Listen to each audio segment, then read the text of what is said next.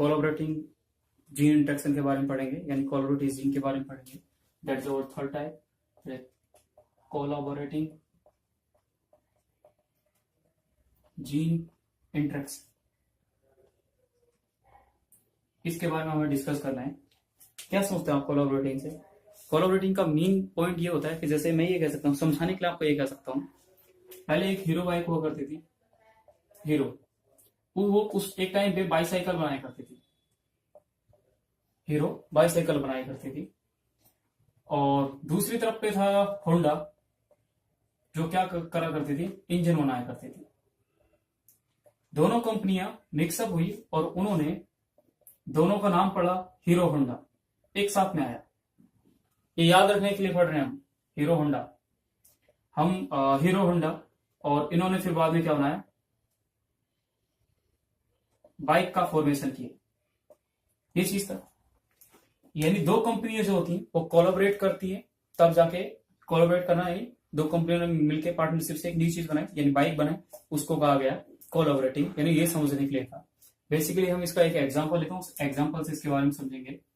For example, comb of कॉर्क, comb of cock, comb of cock, मुर्गा। मुर्गे के अपने ऊपर एक, जिसको कलंगी बोलते हैं उस टाइप से देसी लैंग्वेज में, तो आप बेसिकली इस चीज को जानते होंगे कि वो रेड कलर या जो भी हो, हम उसी की बेसिस बोल रहे हैं, कॉम्ब ऑफ कॉक। हम उसके बारे में, इसका एक बेसिकली एक एग्जाम्पल होता है जो आपको याद रखने हैं। ये 4 टाइप का होता है, हमें वो याद रखना है। It is 4 type. क्या क्या हो सकता है? पहला, rose nut, that is capital R. Second, peanut, that is a capital P. Third, walnut,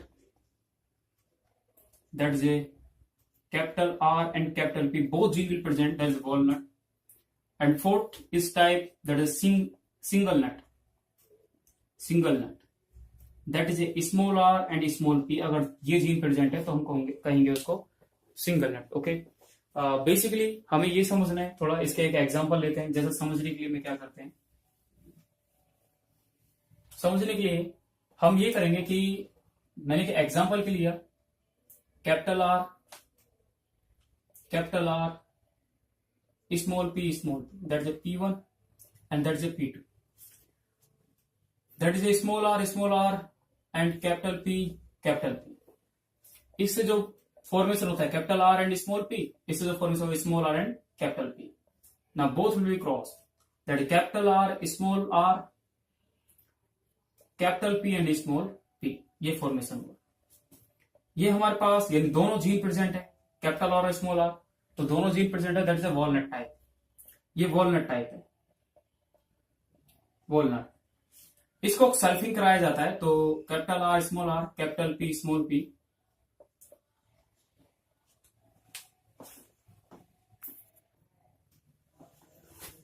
ये वॉलनट है, ये हमारे पास रोज टाइप है, और ये हमारे पास पी टाइप है।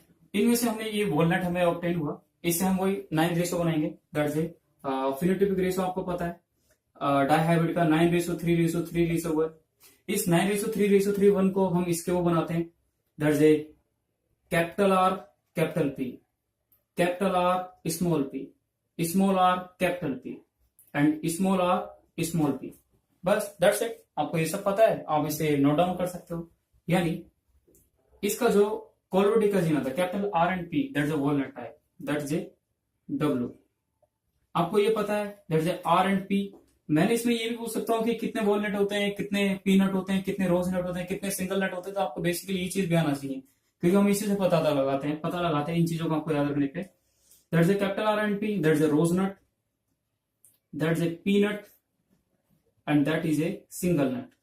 यानी आपके पास बेसिकली ये चारों चार होता है, यानी इसका जो रेशो होता है वो यही होता है, 9:3:3:1। That's it. तो आपको ये चीज याद रखनी है। उसके लिए बेसिकली यहाँ पे वॉलनट, रोजनट, पीनट और सिंगल नट, ये जब आप क्वेश्चन करते हैं तो क्वेश्चन में इनकी क्वेश्चन पूछे जाते हैं, तो आपको बेसिकली वहां पे इन चीज की रिक्वायरमेंट होती है, इसलिए आपको इन चीज को याद रखना। अगर डोमिनेंट होगा तो ये 4 टाइप के हम कॉम्ब ऑफ कॉर्क के बारे में डिस्कस करते हैं। तो बेसिकली ये हमारे पास कहानी है। जो जिसको हम यहाँ पे पढ़ेंगे, और जो इसकी थ्योरेटिकल है, जो भी कहानी थ्योरेटिकल होगी या कोई क्वेश्चन होगा तो मैं उसको मेंशन कर दूंगा डिस्क्रिप्शन में, आप वहां से इसको नोट डाउन कर सकते हो। ओके, ये आपके लिए इजी रहेगा। बट समझने की जो चीज हम यहाँ पे समझते हैं, थ्योरेटिकल पोर्शन जो भी होगा वो आप बेसिकली वहां से नोट डाउन कर सकते हो। Okay,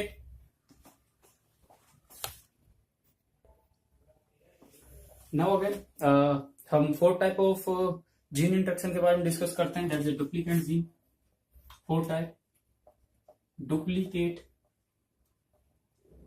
gene. इसको हम ही बोल सकते हैं अपोजिट टू सप्लीमेंट्री जीन। यानी जो सप्लीमेंट्री जीन होता है ये उसके क्या होता है, अपोजिट होता है। आपको बेसिकली ये चीज याद रखना है। समझने के लिए इसके लिए क्या है भाई, डुप्लीकेट मतलब क्या होता है, एक कॉपी। अब डुप्लीकेट और ओरिजिनल दोनों में तो कुछ फर्क होता है। बेसिकली मैं ये कह सकता हूं कि जो डुप्लीकेट होगा, और समझने के लिए हम थोड़ा वे देखते हैं। जैसे हमारे पास वही मार्कशीट है हमारे पास, यानी 2 सीट है। ये 1 से 10 नंबर है क्वेश्चन है। ईच क्वेश्चन इज 2 मार्क्स, तो हमें 20 नंबर मिलते हैं, यानी 20 मार्क्स हो गए 1 से। ये हमारे पास इसकी डुप्लीकेट कॉपी है, यानी इसकी एक और कॉपी है, डुप्लीकेट है। अगर डुप्लीकेट ये ओरिजिनल यानी मैन कॉपी है, और मैन कॉपी को और मैं कहीं देता हूं तो ये अपने जीन कैरेक्टर को एक्सप्रेस करेगी, और डुप्लीकेट को दूंगा तो भी एक्सप्रेस करेगी। लेकिन अगर मैं दोनों को एक साथ में दे दूं तो मेरे पास ये वाली जो है ये अपने कैरेक्टर को एक्सप्रेस करती है, बट डुप्लीकेट एक्सप्रेस नहीं करेगी। ये जो डुप्लीकेट कॉपी होगी वो अपने कैरेक्टर एक्सप्रेस नहीं करेगी। सिंपल सी बात, अगर आपके पास मैन जीन है तो मैन जीन अपने कैरेक्टर को शो करता है। अगर वो सिंगली है तो भी वो अपने कैरेक्टर को शो करता है। और डुप्लीकेट अगर वो सिंगल है, अकेला है, मैन जीन के साथ नहीं है, तो भी अपने कैरेक्टर को शो करता है। बट मैंने इसका जस्ट अपोजिट कह दिया, दोनों कंबाइन हो गए। अगर दोनों कंबाइन हो गए तो ये अपने कैरेक्टर को क्या करेंगे, शो नहीं करेंगे। Is opposite to the supplementary gene, यानी दोनों जीन तो उसमें मिक्स होके रहने चाहिए, तब जाके दोनों के मार्क्स काउंट होते हैं। बट यहाँ पे क्या है, दोनों अगर अलग अलग होंगे तब जाके ही अपने जीनेटिक कैरेक्टर यानी जीन को एक्सप्रेस कर सकते हैं, अदरवाइज नहीं करेंगे। और दोनों अगर एक साथ में आ गए तो दोनों अपने कैरेक्टर को शो नहीं कर पाएंगे। आप तो इस चीज को बेसिकली समझ सकते हो। तो उसी चीज के लिए क्या है, अगर ये सिंगल जीन है यानी डुप्लीकेट जीन अगर अकेला है, अलोन है तो ही अपने कैरेक्टर को एक्सप्रेस करता है। अदरवाइज अगर ये मेन जीन के साथ है तो ये अपने कैरेक्टर को एक्सप्रेस नहीं कर पाएगा। बेसिकली ये चीज आपको याद रखनी है। जैसे हम यहां पे हिंट कर लेते हैं इसके, जैसे फॉर एग्जाम्पल, इसके एग्जाम्पल के लिए फ्रूट सेप इन सेफर्ड पर्स, उसके अंदर हम सेब देखेंगे फ्रूट। बेसिकली क्या, मैं यहां पे कुछ लिख देता हूं। जैसे मैंने कैपिटल ए लिखा, that is a main gene, मुझे 20 मार्क्स मिलेंगे। That is a small a, back page again वही बैक पेज जो पीछे किया था उसके 0 marks. Capital B, that is a duplicate, that again is 20 marks, और that is a small b, that is a again back page 0। तो आप इस चीज को याद रखोगे। इसी बेसिस पे हम इसको थोड़ा डिफाइन करते हैं। जैसे मुझे बोला गया capital A P1 and P2, capital A small b and small a capital B. इसके जो गेमेट्स हैं वो ये कुछ ऐसे आएंगे। इनसे हम फॉर्मेट फॉर्म करते हैं, जैसे capital A capital B. Now both will come together, दोनों के दोनों अगर एक साथ में आ जाए, एंड डुप्लीकेट जीन और ओरिजिनल जीन अगर एक साथ में हैं, डुप्लीकेट और ओरिजिनल जीन एक साथ में हैं, तो वो दोनों अपने जीन एक्सप्रेशन शो नहीं करेंगे। ये चीज याद रखनी, मतलब बी अपने कैरेक्टर को शो नहीं करेगा, वहां पे ओनली कौन शो करेगा, ए शो करेगा। तो यहाँ पे ए के तो 20 होंगे लेकिन बी अपने कैरेक्टर को शो नहीं करेगा, इसलिए ये 0 होगा। आपको ये याद रखना है। सेल्फिंग कराते हैं, कैपिटल ए कैपिटल बी और कैपिटल ए स्मॉल बी, और ये हमने सेल्फिंग कराई। सेल्फिंग कराएंगे तो आपको वही डायहाइब्रिड रेशो मिलेगा, डायहाइब्रिड 9:3:1। तो मैं फिनोटाइपिक रेशो लिख रहा हूं यहाँ पे, दैट इज 9:3:1। इनके इसी से बनाते हैं, ये फर्स्ट इससे, फिर इससे, फिर ये इससे, फिर ये इससे। तो करते हैं capital A, capital B, capital A, small b, small a, capital B, small a, small b. ये हमारे पास मिला। अब इसमें वही चीज, अगर आपके पास मेन जीन के साथ अगर डुप्लीकेट जीन है तो ओनली मेन जीन ही अपने कैरेक्टर को क्या करेगा, शो करेगा। मेन जीन ही अपने कैरेक्टर को एक्सप्रेस करता है, दैट इज ए 20 मार्क्स। इसमें अगर ए अकेला है तो भी ये क्या करेगा, अपने कैरेक्टर को शो करेगा, that is A 20 marks again. Okay, और इसमें भी बी अगर अलग है तो ही जाके अपने कैरेक्टर को क्या करेगा, शो करेगा। यानी यहां पे ए की तो 20 और बी के 0, बट यहाँ पे ए के 20, बी तो है ही नहीं यहाँ पे, ये तो 0 होना है, और इसके भी क्या होंगे फिर यहाँ पे 20 होंगे, और that is A and B, that is 0। तो इसके बेसिकली मैंने ये बोल दिया कि इसका जो बेसिकली जो इसका रेशो है वो तो हमने जनरली ये बोलते हैं कि भाई 20 20 20 ये सब हमारे पास हो गए, सबके मार्क्स जो हमने 20 20 काउंट किए हैं। यानी यहाँ पे ओनली ए जो है वो अपने कैरेक्टर को एक्सप्रेस करेगा अगर डुप्लीकेट जीन अगर साथ में है, यानी बी यहाँ पे डुप्लीकेट है और ए एक साथ में है। तो अभी हम जस्ट ये पढ़ा कि अगर ओरिजिनल कॉपी के साथ अगर डुप्लीकेट कॉपी है तो ओरिजिनल की वैल्यू मानी जाती है, डुप्लीकेट की नहीं होगी। तो वो चीज यहाँ पे कि अगर यहाँ पे मेन जीन यहाँ पे है और डुप्लीकेट भी साथ में, तो मेन जीन अपने कैरेक्टर एक्सप्रेस करेगा, डुप्लीकेट नहीं शो करेगा। लेकिन अगर डुप्लीकेट अकेला है तो ही वो अपनी कैरेक्टर को शो करता है, यानी जीन अपने जेनेटिक कैरेक्टर को एक्सप्रेस करता है, लाइक इज हियर। अगर ए तो मेन जीन है वो तो एक्सप्रेस करेगा, तो आप इस चीज को समझ सकते हो, 20 20 20 यानी 20 20 सब है एक जैसे।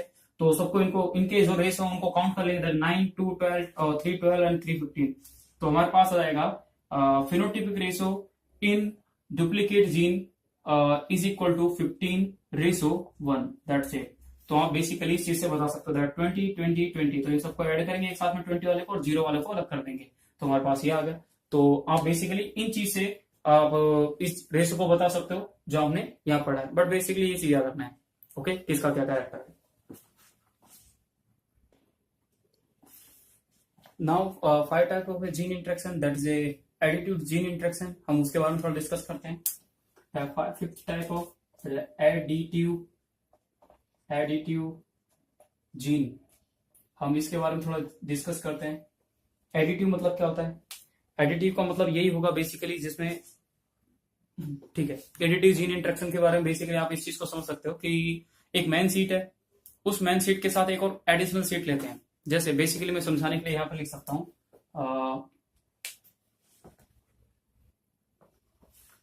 तो बेसिकली हम इसके बारे में एग्जाम्पल के लिए अगर मैं देखना चाहूं तो एग्जाम्पल के लिए मैं यहाँ पे लिखूंगा fruit shape in squares, that is watermelon. ये वाटरमेलन होता है, आपको याद रखना है।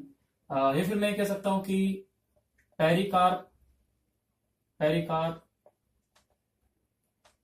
कलर इन वीट, वीट के अंदर जो पेरिकार्प का कलर होता है हम उसके बारे में डिस्कस कर सकते हैं। समझने के लिए क्या, अगर इसका जो ए मैन जीन है, यानी that is a main gene, उस एक मैन कॉपी में 1 से 10 नंबर हैं तो उसको टोटल 10 मार्क्स काउंट किए जाएंगे। बी स्मॉल ए, यानी ये वाला जीन है तो ये बैक पेज है, वही 0 काउंट किया जाएगा। That is a capital B, that is a additive gene, that will be again 11 to 20, that again count 10 marks, यानी उसके भी 10 मार्क्स काउंट किए जाएंगे। That is small b, that is a back page, इसके 0 number count किए जाएंगे। समझने के लिए क्या, अगर आपके पास मेन जीन है साथ में, अगर आपके पास मेन जीन है तो मेन जीन से आप बेसिकली इसको बता सकते हो। जैसे मैंने ये कहा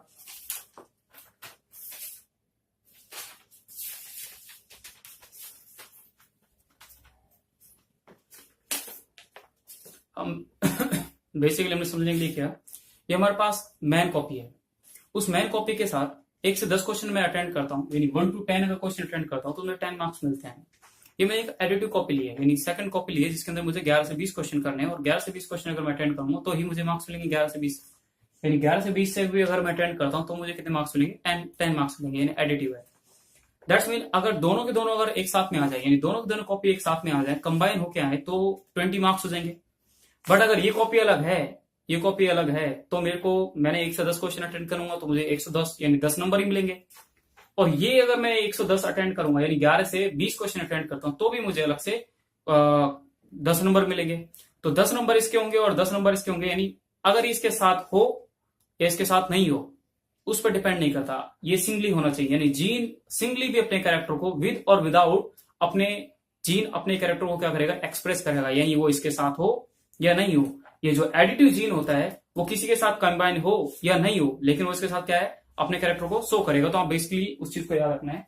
जैसे एग्जाम्पल के लिए मैं यहां पे कह सकता हूं that is P1 parent and P2 parent, that is capital